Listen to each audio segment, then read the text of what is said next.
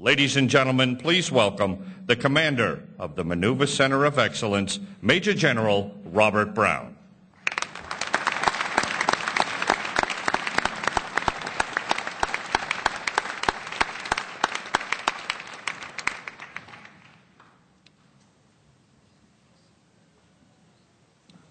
Well, thank you very much. I'll tell you, I can't think of a better way to celebrate Memorial Day, to celebrate our newest soldiers in the Army, and the incredible 20th anniversary of Desert Shield, Desert Storm. And we're so fortunate to have so many of you here with us today. I want to recognize our many distinguished guests. It's an all-star list of flag and general officers who are here with us. Our community leaders, we have several mayors and so many individuals. So I just want to welcome you and thank you very much for joining us on this special day.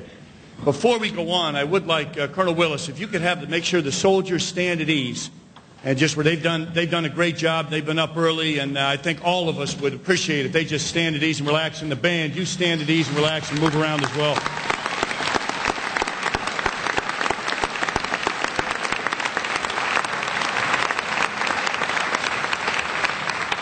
Again, thanks so much for joining us. We're so proud of, really, I would tell you, the next greatest generation that you saw graduate here today, having fought alongside these young men and women. They are absolutely amazing, and we're just grateful for their service.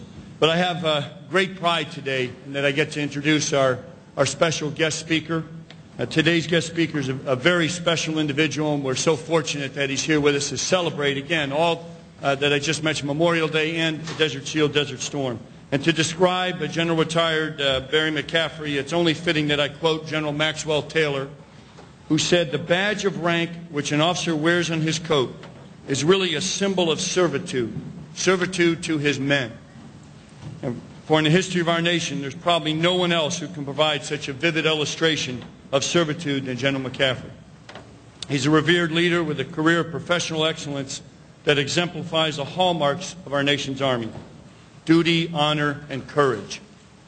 He is a graduate of West Point who served a distinguished 32-year career in the military, including serving overseas 13 years and 4 combat tours, 1 in Dominican Republic, 2 in Vietnam, and 1 in Iraq.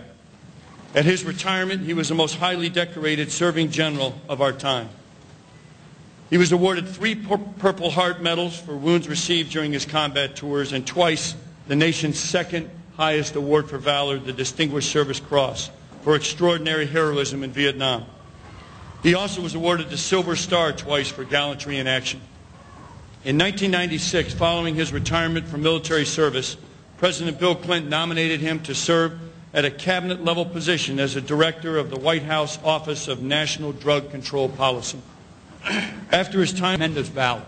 And the first words he announced, remember, President Bush had been an 18-year-old carrier pilot during that battle.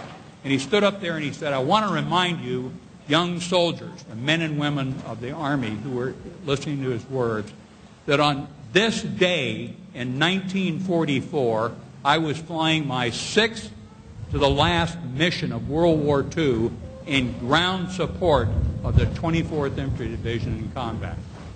What a day. What a moving statement. We understood that he knew what we were about to go through. And similarly, I might add, we had General Colin Powell wounded in action in Vietnam as an infantry battalion commander, as the chairman of the JCS, one of America's great heroes, an example of both military service and public service as Secretary of State. We had General Norm Schwarzkopf, a man of definite viewpoints, I can assure you, but also another infantry battalion commander from Vietnam who had been wounded in action. It was astonishing, the commitment of the older leadership, the command sergeant majors and the senior officers who had fought through that bloody years of Vietnam. 58,000 killed, 300,000 wounded. And we said, never again. This time we're going to achieve decisive force. We also got to be grateful, and let me just underscore this, for the power of the U.S. Air Force and Navy that set the conditions for what turned into a 4-day blitzkrieg. You know, we went into that battle. Lots of us were paralyzed with anxiety in the ground combat force. I tell people I thought personally my division would have 500 to 2,000 killed and wounded. And instead, we had 8 killed in action and 36 wounded. It was remarkable. Much of that was due to the absolutely dominant effect of U.S. air and naval power. We'll be forever grateful. Finally, let me just underscore, at the end of the day, what counts in military power we saw graduate today on this field of honor. It's the 18, 19, 20-year-old soldiers, the 22-year-old sergeants, the 25-year-old captains of the battle force who actually fly the aircraft, conduct the naval missions, conduct the ground combat leadership. We've got to understand that they are the purpose that the rest of us serve. In closing, let me just remind you in today's memorial event, direct your attention sort of your right front down near the flags. We're going to watch the official party consisting of leaders from all our branches of service who led these Desert Storm forces in battle. They've come throughout the country to be here with us today. They'll participate, they'll honor those who we lost. They've got a special connection with our comrades who fought side by side and who did not come home to the great victory parades that we had in New York City and Washington and throughout the country. There are 3 sections of memorial markers over there. In each of these 3 sections, there are 382 granite pavers.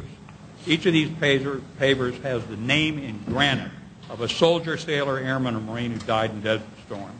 In the middle of the 3 sections, there's a pedestal monument with a bronze plaque that documents the memorial. And above that, we will fly a specially commissioned flag as a further symbol of remembrance. The names of our fallen heroes, which are etched in stone, in the shadow of their monument, under their flag, will be their hallowed ground. This is their place and where we'll ensure they are never forgotten. Thank God for our servicemen and women now in harm's way, and God bless America. Thank you.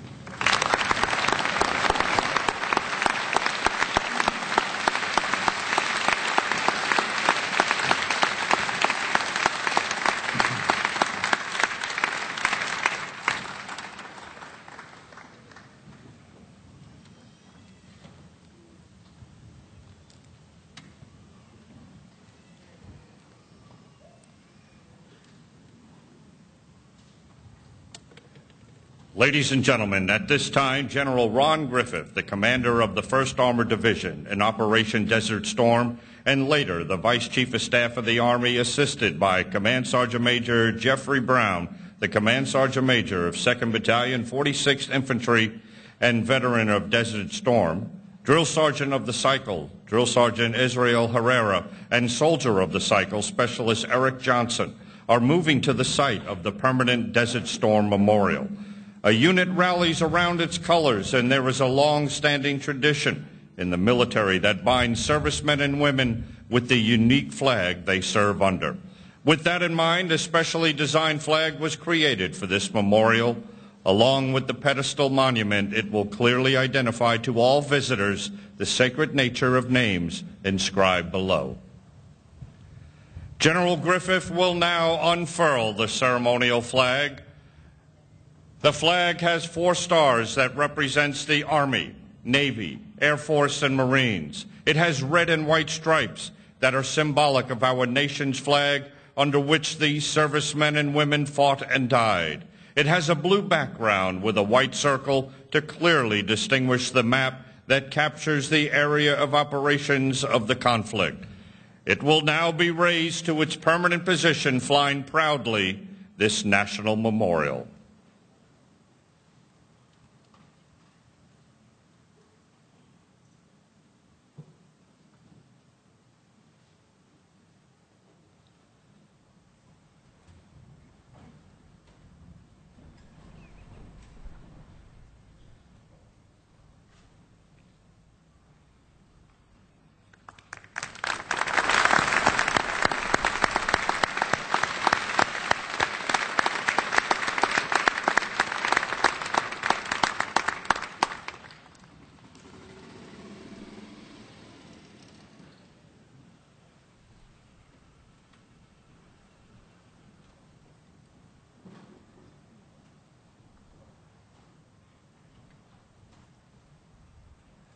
Ladies and gentlemen, the wreath-laying party will now move to the memorial site. It is comprised of the following gentlemen: General Edwin Berber, U.S. Army. General Berber served as Commander-in-Chief of the United States Army Forces Command FORSCOM from 1989 to 1993. His father was also a general officer who commanded the 1st United States Army from 1968 to 1970. General Chuck Horner, U.S. Air Force. General Horner led U.S. Central Command Air Forces during Operations Desert Shield and Desert Storm. He retired from the Air Force in 1994 as Commander-in-Chief of North American Aerospace Defense Command and the U.S. Space Command. Lieutenant General William Keyes, U.S. Marine Corps. Lieutenant General Keyes served as Commanding General, 2nd Marine Division during Desert Storm. He retired from the Marine Corps in 1994 as Commander, U.S. Marine Corps Forces, Atlantic. Admiral Stanley Arthur, U.S. Navy.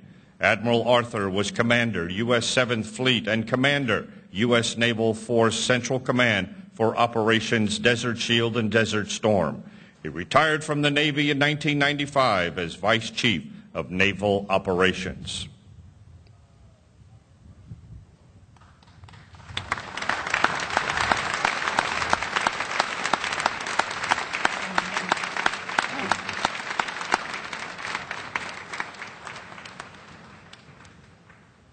They are now moving to the Heritage Walk to pay tribute to all of our veterans, both past and present.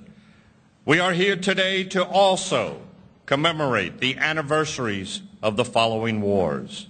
20th anniversary, Desert Storm. 50th anniversary, Vietnam War. 60th anniversary, Korean War. The 70th anniversary, World War II. And the 97th anniversary of World War I.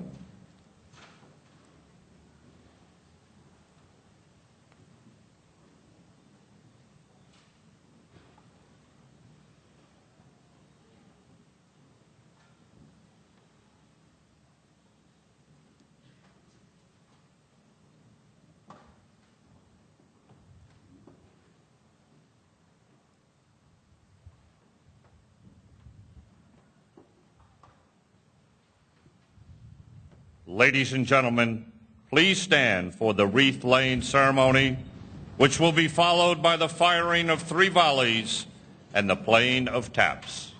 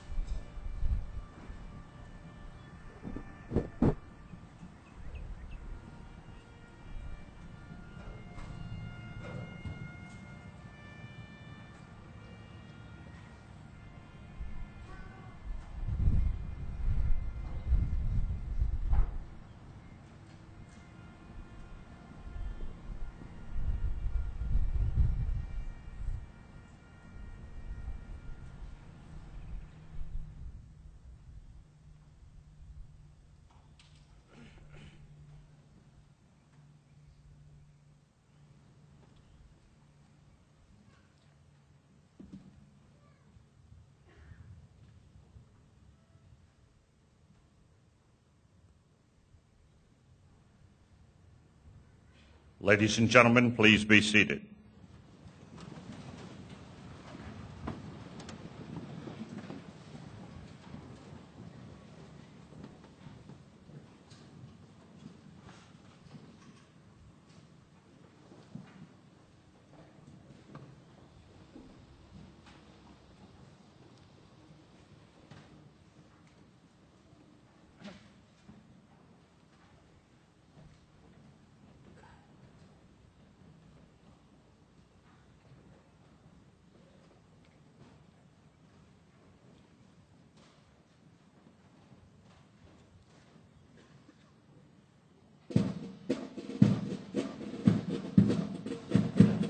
Ladies and gentlemen, the soldiers of Charlie Company, 2nd Battalion, 46th Infantry Regiment will march back on to the Patriot Field.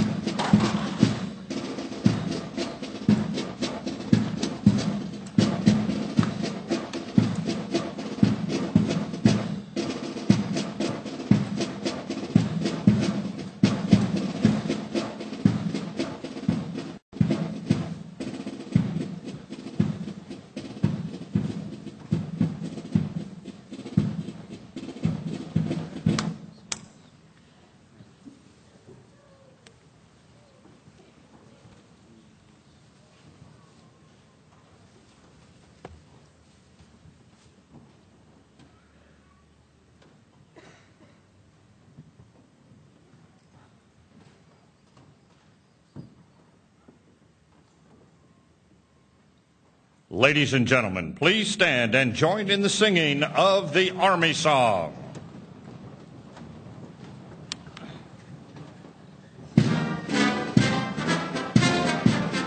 First to fight for the right and to build the nation's might, and the Army goes rolling along.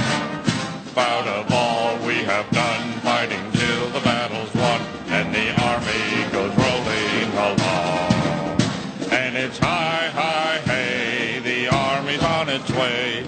Count off the cadence loud and strong. For ere we go, you will always know the Army goes rolling along.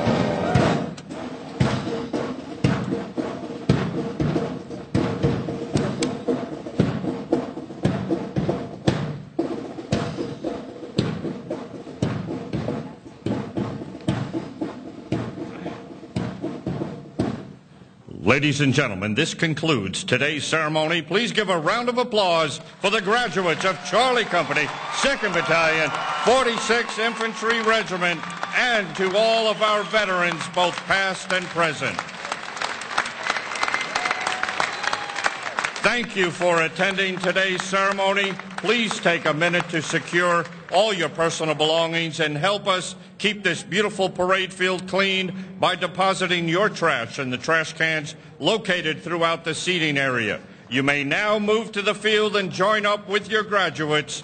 And for those requiring assistance and VIPs, please follow the usher's directions. Trams are available for those who need them. Have a nice day and a safe journey home. One force, one fight. Great job, Steve. Thank you, sir.